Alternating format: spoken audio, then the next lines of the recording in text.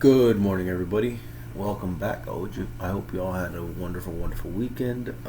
Today we're going to start week 8, 7.5C, utilizing proportions in order to solve using for a comparison question.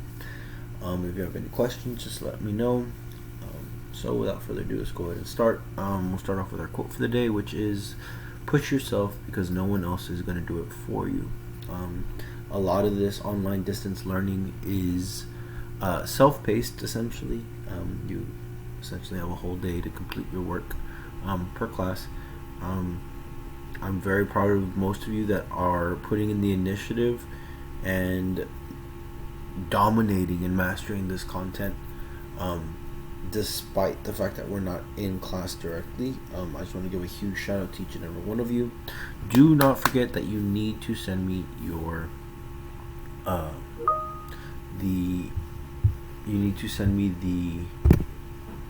work that you do every day. If you have any questions, let me know. So let's go ahead and start.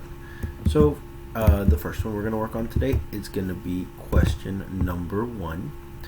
So the first question says that the blueprint for Terry's new house used the scale shown below. If the width of the square kitchen on the blueprint measures 9 centimeters, what is the actual width of Terry's kitchen? Right? So we see here that we have two parts of information. First, we have a direct proportion. So we know that every 1 centimeter is 0.5 meters, right? So half a meter.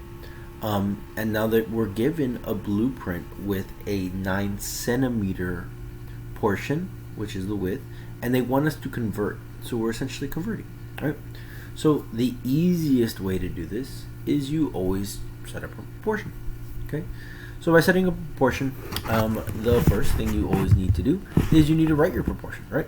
So we know that a proportion is a fraction equaling another fraction, direct comparison. So in this case, the way I would write it would be 1 centimeter equals 0.5 meters on top, right? Because I know that it tells you 1 centimeter equals 0.5 meters, right? And I need to compare the other one, which is 9 centimeters. I always line up the centimeters. You keep these same units together. So centimeters is a unit, meters is a unit. It's a unit of measurement. So I put centimeters on top of centimeters, meters on top of meters. Once I've set my proportion up, now I can cross multiply in order to get an equation. Okay? So I cross multiply 1 centimeter times x and 0.5 meters times 9 centimeters. The units, don't worry till the end. We already know that we're looking for the missing meter, right? We have 2 centimeters, we're missing for 1 meter. So my final unit's going to be meters. When you cross multiply, you're going to get 1x is equal to 9 times 0.5 is half of 9, so 4.5. Now that I have my answer, I always put my units at the end, which is of course meters. So I simplify, and that's it. There's no simplification needed for this one. So the answer to this one is 4.5 meters. Alright, that's number 1. Number 2 is a quadrilateral ABCD is similar to quadrilateral QRST. AB measures 4.2 centimeters and BC measures 1.8 centimeters. If QR measures 6.3 centimeters, what is the perimeter of quadrilateral QRST? Okay, so there's a plethora, a lot of things that need to happen here. Okay, so the first one is that they tell you that ABCD is equivalent to QRST, meaning that I can use proportions to solve for missing side lengths. But in this question, it doesn't just want you to solve for the side lengths, it wants you to solve for a perimeter. What we've learned this year is that perimeter equals all sides added together. So your first step is you set up your proportion, of course, right? And I'm specifically going to set up the proportion of 4.2 centimeters, which is AB. So I'm going to have this measurement of AB. And then it tells you that BC here is 1.8. So I'm going to use 4.2 is equal to 6.3. Why 6.3?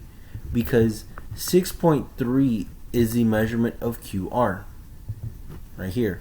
So the top is equal to the top. The top of AB, CD is equivalent to or the same as the top of QRST. That line segment right there. So they're equal. Now I'm gonna keep ABCD together on the left hand side of my equal sign. So I'm gonna put the 1.8, which is BC, and I'm gonna equal it to X so that I can solve for RS. Okay, so I'll say that one more time. AB is equal to QR. That's why I put 4.2 is equal to 6.3. So AB is equal to QR. 4.2 is equal to 6.3. And BC, which is 1.8, is equal to RS. But we don't know the length of RS. So that's why we're going to solve for it. So cross multiply. We get 11.34 is equal to 4.2x. Of course, whenever you have a coefficient and a variable, you divide both sides by your coefficient.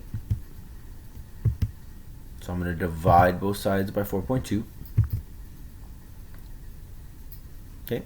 Once I do this, the 4.2 cancels, and I'm going to get x is equal to whatever 11.34 divided by 4.2 is. And that gives me a total of 2.7 centimeters. Okay, I'm missing amount with centimeters. Good. So now I know that RS is equal to 2.7, but I need to find the perimeter. All right. So to find perimeter, I have 2 lengths plus 2 widths, or side 1 plus side 2 plus side 3 plus side 4. It's up to you. Essentially, it's 2 lengths plus 2 widths, which gives me 2 times 6.3, which was QR. So QR and TS are the exact same lengths. So I multiply those by 2 to get that amount. And RS and QT are both 2.7. So I multiply that by 2. That's going to give me totals of 12.6 plus 5.4. When I add these together, I'm going to get 18. So my answer for number 2 is 18, which is letter D.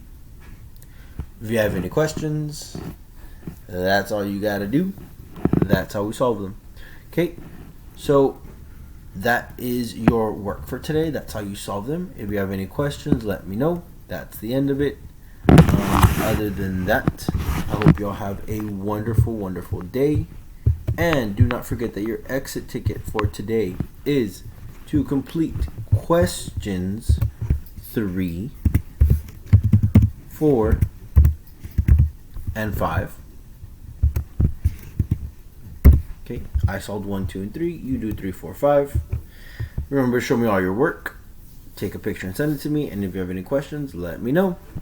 Alright guys, other than that, you have a wonderful, blessed day. I miss each and every one of you. Thank you guys. Bye-bye.